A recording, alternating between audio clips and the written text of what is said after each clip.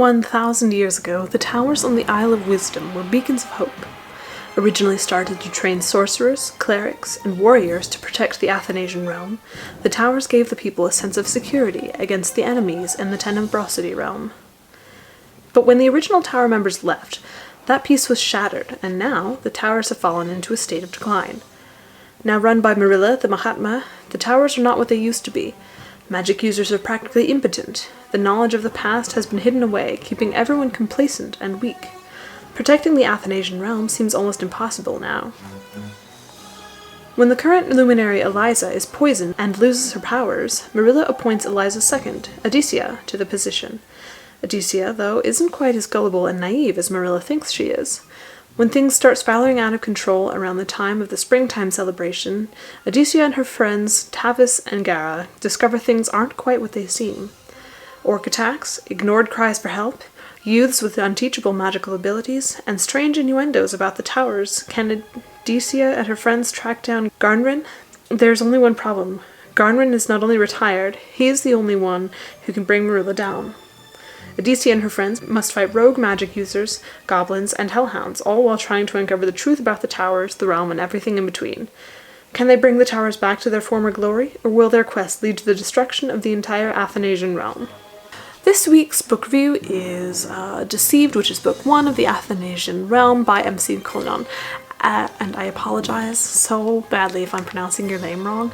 I don't know how to nasalize my vowels. It's very frustrating. Anyways, I think that the story premise for this book is actually really interesting. There's a lot going on, and I think it's kind of on the level of one of those very intense, detailed political maneuvering type of things, so it's very fascinating. The characters, I think, are interesting. I think they're well suited for this, and yeah, so it's a definitely super detailed epic fantasy. I did love it. I think, yeah, like I said, the storyline itself was great. The characters were great. There's a lot going on there. The little details, they make things very interesting. But the writing slowed me down. The actual prose itself slowed me down. Part of it was to do with the formatting. Their paragraphs for this book spanned an entire page, which means that a lot of thoughts that should have been separated into separate paragraphs were strung together, including dialogue. This made things very difficult, like when switching from thought perspectives between characters, and it was hard to follow. Also, there was a lot of exposition in this book, and by a lot, I mean throughout the entire book.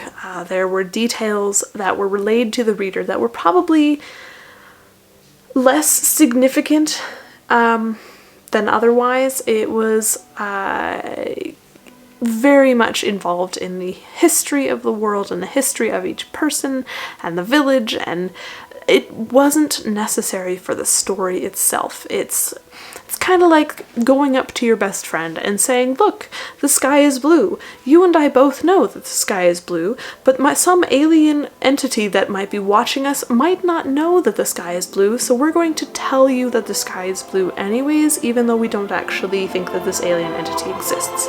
But the sky is blue. It was just, that's really cool for building a world, but you only need it stated once, and it's really hard to separate what the characters are actually thinking from what information is being told to us because of possible future need to know these things. It's a lot of information that was, it was kind of an info dump, which made this hard to read. However, this did smooth out a little bit. About halfway through the book, it became more action-oriented and things were happening. But again, there was still a lot of information, like the shape of the towers was supposedly significant, and that was told to us several different times. So I think on the whole, I liked this story. I liked the characters. I think the premise is fascinating. This is definitely like on a massive epic scale. There's a lot of exposition throughout the entire book. Honestly, I think this book could have been cut down at about half, and it would have been much more concise and clear and portrayed things really well.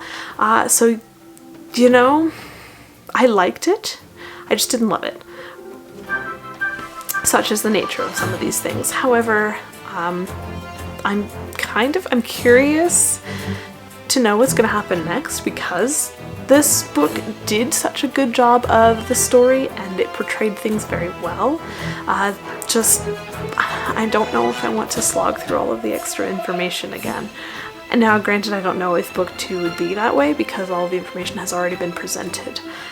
Still, so yeah, I'm curious. I liked it, and I think it was a really good example of epic fantasy on an epic scale. I just, I had a hard time with the prose. Some of that's the formatting, but I think a lot of it is that extra information that we don't necessarily need. However, it's a very good story, and if you are interested in this story, I suggest you go and have a look. Go, as usual, to the description box. All the links are there. You can find, I'm not going to pronounce your name right, so I'm just not going to pronounce it. You can find the author there and go and find out for yourself what you think. Again, interesting story. So, personal preference on the prose? I don't know. Just let me know what you think, because as usual, all of these book reviews are completely subjective. That's the wonderful thing about books. Anyways, that's all I've got for you today. As usual, you can find all of my links in the description box below there, or as well if you want to go and chat about book reviews, books I've read, books you've read, if you want to go chat about my books, pretty much anything, I'm game.